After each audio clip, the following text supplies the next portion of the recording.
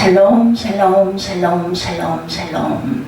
하나님 사랑합니다. 여러분 주 안에서 사랑합니다. 3일상 26장 전체 1절에서 25절까지 우리 합독했습니다. 하나님 위주, 하나님 중심의 삶을 살자, 이런 제목 우리 함께 은혜를 나누도록 하죠. 3일상 24장에 보면 다윗이 황무지에 있을 때 사울을 동굴에서 죽일 기회가 있었으나 죽이지 않은 것을 우리가 압니다. 이 일로 사울이 매우 고맙게 여기서 눈물을 흘리기까지 하죠. 그리고 자기 입으로 하나님은 반드시 다윗을 왕으로 세울 것이라고 선언하고 야훼 이름으로 다윗과 서로 해치지 말자고 맹세하는 부분이 나타납니다. 마지막 절에 보면. 그런데 본문 26장 1절에는 다윗이 시황무지에서 지내고 있다는 사실을 누군가 사울에게 알렸을 때 사울은 다시 다윗을 추격하기 시작을 합니다. 사울은 이전에 했던 맹세를 어기고 군사 3,000명을 대동해서 다윗을 추격했다고 2절에 나타나 있죠. 1, 2절에 보면 10사람이 기브아에 와서 사울에게 말하여 이르되 다윗이 광야 하길라산에 숨지 아니하였나이까. 사울이 일어나 십광야에서 다윗을 찾으려고 이스라엘에서 택한 사람 3,000명과 함께 십광야로 내려갔다. 사울이 광야 하길라산 길가에 진을 쳤죠. 다윗이 광야에 있더니 사울이 자기를 따라 광야로 들어옴을 알고 이에 다윗이 정탐꾼을 보내어 사울이 과연 이룬 줄을 이제 알게 됩니다. 사울이 또 나를 잡아 죽이러 왔구나. 불과 얼마 전에 24장에 보면 마지막에 21, 2절에 그렇게 본인이 고백을 했었어요. 그죠? 보라나는 내가 반드시 왕이 될 것을 알고 이스라엘 나라가 내 손에 견고히 설 것을 아노니. 10절이었죠. 21절에 그런즉 너는 내 후손을 끊지 아니하며 내 아버지 집에서 내 이름을 멸하지 아니할 것을 이제 야훼 이름으로 내게 맹세하게 하라. 내 후손을 지켜달라는 부탁까지 합니다.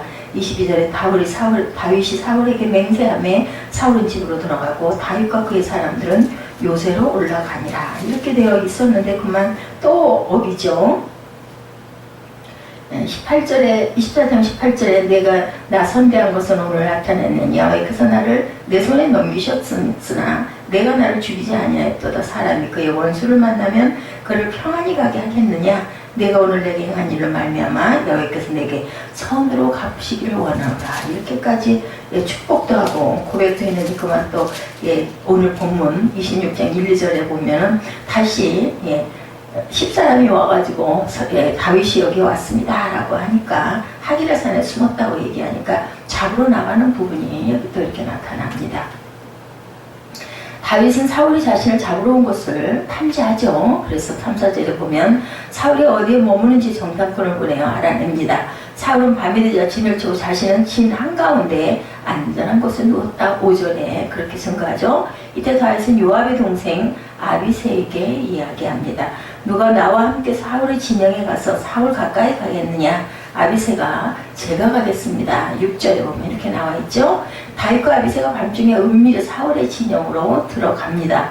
군사들의 깊은 잠에 빠졌고 사울은 진영 한가운데에 자고 있고 그의 창은 머리맡 곁에 꽂혀 있었고 아브넬 군대장관과 군사들은 그를 둘러서 누워 자고 있죠. 7절에 보면 아비새가 다윗에게 은밀하게 말합니다. 하나님이 오늘 당신의 원수를 당신의 손에 붙이셨습니다. 그러므로 청하오니 나로 창으로 사울을 찔러 단번에 죽이게 하소서. 내가 그를 2번 찌를 것도 없습니다. 저렇게 권위자니까 그냥 창으로 찔러서 죽입시다. 8절에 이렇게 얘기하죠.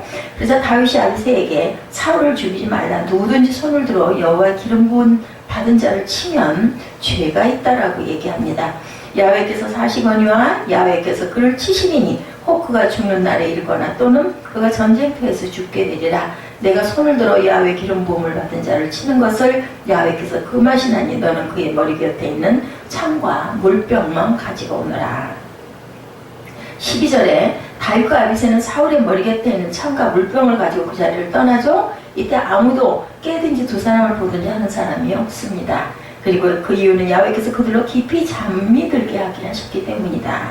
13절에 다윗이 사울의 진영 건너편으로 와서 멀리 산꼭대기에 서죠. 서로 거리가 꽤 먼 곳에 있었고 14절에 다윗이 사울의 군사들과 아브넬 군대 장관을 향하여 큰 소리로 외칩니다.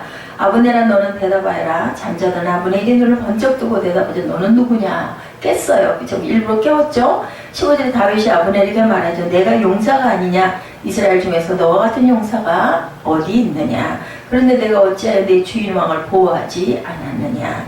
누군가 한 사람이 내 왕을 죽이려고 진영으로 들어갔었느니라. 16절에 내가 왕을 지키지 않고 잠을 잔 것은 옳지 않다.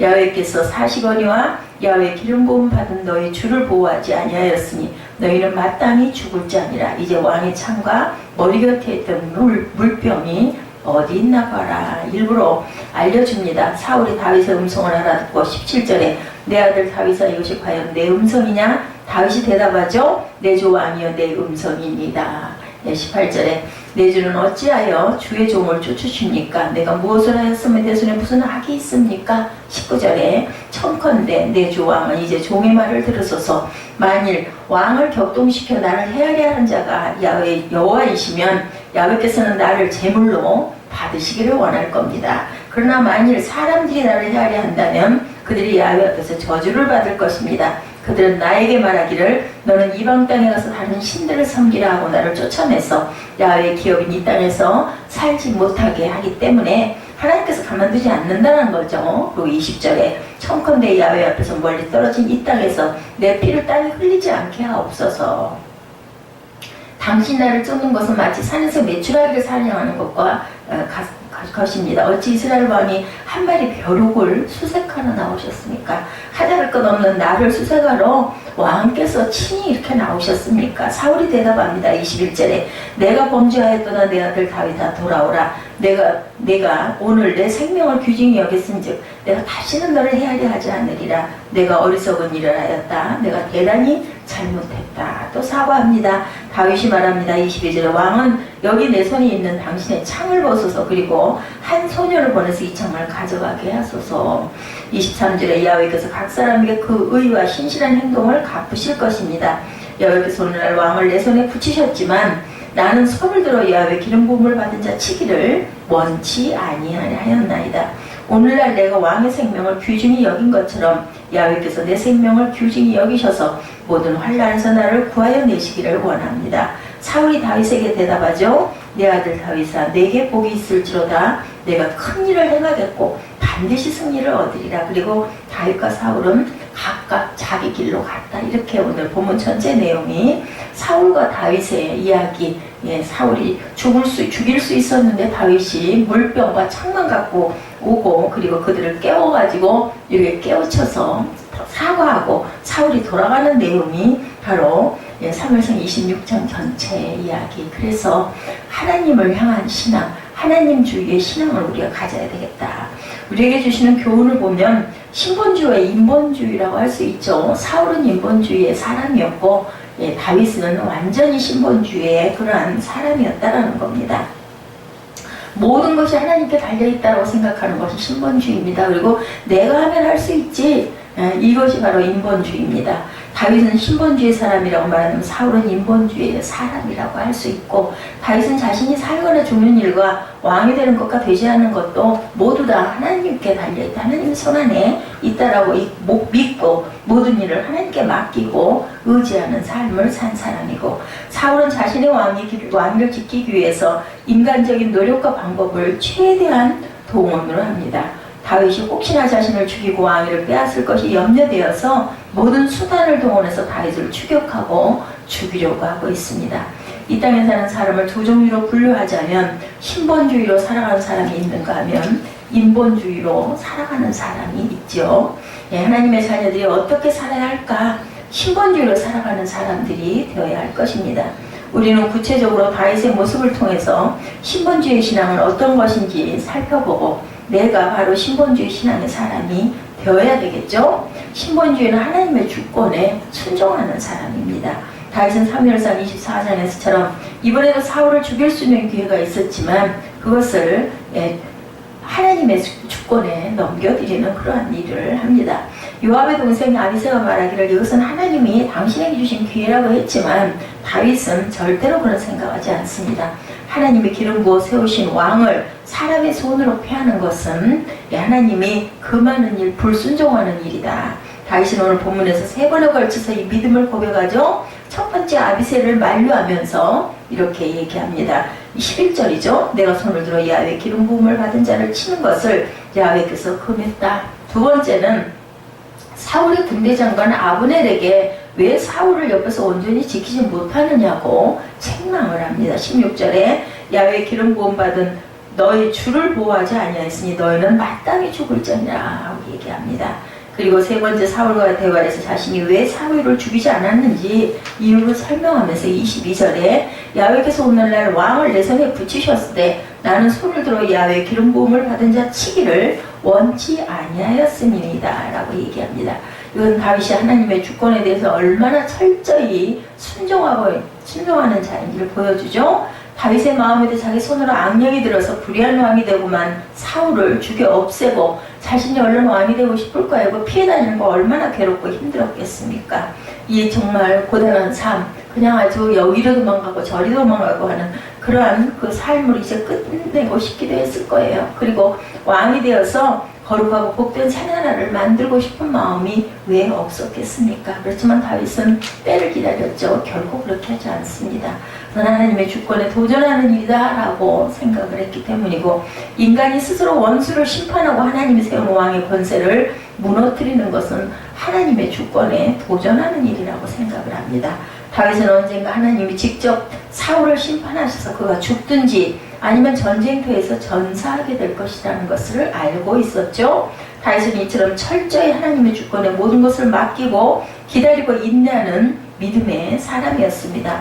우리는 하나님의 주권에 모든 것을 맡기고 기다리고 인내하는 삶을 살고 있는지 다윗의 고백을 들어봅니다. 역대상 29장 12절에 부와 귀가 주께로 말미암고 또 주는 만유의 주제가 되사 손에 권세와 능력이 있사오니 모든 자를 크게 하심과 강하게 하심이 주의 손에 있나이다. 이렇게 고백합니다. 우리도 다윗처럼 모든 것이 하나님께 달려있음을 믿고 하나님께 맡기고 인내하는 삶을 살아야 되겠습니다. 모든 것이 주의 손에 있나이다. 주님 뜻대로 이끄소서 나는 주님의 인도하심을 따라 가겠습니다. 이렇게 고백하죠. 신본주의는 하나님께 생사를 맡기는 그러한 삶입니다. 다윗은 사울에게 자신의 억울함을 호소하면서 말하죠. 19절에 만일 왕을 격동시켜 나를 헤아려 하는 이가 여호와이시면 여호와께서는 재물을 받으시기를 원하나이다마는 만일 인자들이면 그들이 야훼 앞에 저주를 받으리니, 만일 사울이 자신을 죽이려고 하는 이유가 하나님이 시키신 것이라면 자신은 기꺼이 하나님께 희생이 대물이 되겠다라고 이렇게 고백을 합니다. 그러나 만일 사람들이 사울을 부축해서 자신을 죽이려고 하는 것이라면 그 사람들은 모두 저주를 받을 것이다 이렇게 선언을 하죠. 다윗이 한 말을 보면 다윗은 자신이 살고 죽는 것이 오직 하나님의 손에 달려있다고 말하고 있음을 봅니다. 어떤 사람이 자신이 살고 죽는 문제에 민감하지 않을 수가 있겠습니까? 다 두렵죠. 겁이 납니다. 나를 쫓아온 누군가 나를 죽이려고 한다면은 아마 저 같으면 오금지려가지고 어디 한 발짝도 움직이지도 못할 것 같습니다. 좀 더 오래 살고 싶고 행복하게 살고 싶은 것은 인간의 당연한 본능입니다. 예. 그러나 다윗은 인간의 본능을 뛰어넘어서 자신의 삶과 죽음을 하나님이 주관하신다라고 고백을 하죠. 예, 이것이 비단 다윗의 고백이 아니고 이 고백이 바로 모든 크리스찬들의 고백이 되어야 할 줄로 믿습니다. 예수님도 십자가 고난과 죽음 앞에서 잠시 주춤했죠. 그리고 할만하시거든 합니다. 이 잔을 제게서 옮길 수 있거든 옮겨 주옵소서. 그리고 다시 그러나 내 뜻대로 마옵시고 하나님의 뜻 아버지의 뜻대로 앞서서라고 고백을 합니다. 누가복음 22장 42절에 만일 아버지의 뜻이어든 이 잔을 내게서 옮기시옵소서. 그러나 내 원대로 마옵시고 아버지의 원대로 되기를 원하나이다. 사도 바울도 예수님을 본받아서 자신의 삶과 죽음의 문제를 오직 하나님께 맡깁니다. 로마서 14장 7절에 우리 중에 누구든지 자기를 위하여 사는 자가 없고 자기를 위하여 죽는 자도 없도다. 우리가 살아도 주를 위하여 살고 죽어도 주를 위하여 죽나니 그러므로 사나 죽으나 우리가 주의 것이로다. 이 고백은 멀리 있는 고백이 아니고 우리의 고백, 저와 여러분의 고백이 되어야 합니다. 예수님처럼 다윗처럼 바울처럼 삶과 죽음의 문제를 하나님께 온전히 맡기는 그러한 하나님 중심주의의 삶을 살아야 하겠습니다. 예, 이렇게 신본주의는 하나님의 상급을 또한 바라봅니다. 다윗은 사울에게 이런 말을 하죠. 사울을 죽이지 않고 살려준 행동에 대해서 하나님이 기억하시고 갚아주실 것이다. 사무엘상 26장 23절이죠. 야훼께서 각 사람의 그 의와 신실을 갚으시리니 오늘날 왕의 생명을 내가 중히 여긴 것 같이 내 생명을 여호와께서 중히 여기셔서 모든 환난에서 나를 구하여 내시기를 바라나이다. 이렇게 13절을 이렇게 고백합니다. 다윗은 하나님은 우리가 선을 행하면 반드시 상을 주시는 좋으신 하나님이라는 사실을 알고 있었고, 이것은 하나님의 자녀들에게 매우 중요한 믿음이었습니다. 우리는 이 땅에서 보상받고 상을 받을 것을 기대하는 것이 아니라 하나님이 주실 상급을 기대하고 바라봐야 되겠습니다. 이것이 우리가 가져야 할 하나님 중심주의의 삶의 모습이다. 예수님도 십자가의 고난을 참으신 것은 앞에 있는 즐거움, 하나님의 상 주심을 바라보고 그렇게 순종하고 행했습니다. 히브리서 10장 2절에 믿음의 주여도 온전케 하시는 이인 예수를 바라보자. 저는 그 앞에 있는 즐거움을 위하여 십자가를 참으사 부끄러움을 개의치 아니하시더니 하나님 보좌 우편에 앉으셨느니라. 모세가 이 땅에서 고난과 핍박을 감수한 것은 하늘의 상 주심을 바라보았기 때문이라고 말합니다. 히브리서 11장 26절에 그리스도를 위하여 받는 능욕을 애굽의 모든 보화보다 더 큰 재물로 여겼으니 이는 상 주심을 바라봅니다. 하나님께서 칭찬하실 것을 바라보았다. 그러므로 우리도 예수님처럼 다윗처럼 모세처럼 상 주시는 하나님을 바라보면서 공과 의와 선을 행하는 저와 여러분이 되시기를 바랍니다. 이것이 바로 우리가 하나님 중심의 삶을 살아가는 모습이겠죠? 우리가 하나님 중심의 삶을 사는 것은 첫째, 하나님의 주권에 순종하는 신앙. 둘째, 하나님 중심의 하나님께 생사를 맡기는 그러한 우리의 삶. 셋째로, 하나님 중심주의는 하나님의 상급을 바라보는 그러한 삶입니다. 사울처럼 인본주의 사람이 아니라 다윗처럼 오직 하나님만 바라보는 하나님 중심주의의 삶이 되도록 우리가 항상 기도하고 깨어있고 그리고 성령께 의지하는 그런 삶을 사셔야겠습니다. 날씨가 덥지만 곧 입추가 있고, 그리고 아마 입추가 내일인가요? 7일로 나와 있었던 것 같은데, 그리고 조금만 있으면 말복 마지막 복이 지나가고 나면 아마 산들바람이 불 것입니다. 앞으로 일주일 정도만 더위를 잘 견디고, 왜냐하면 하나님께서 시원한 바람 주실 것을 우리는 알죠. 계절을 어김없이 약속처럼 찾아온다는 것을 소망을 바라보고 오늘도 더위를 견디고 이기시고, 그리고 더위 속에서도 또한 즐거운 일을 찾으시는 저와 여러분 되시기를 주님의 이름으로 축복합니다. 기도하시겠습니다. 하나님 감사합니다.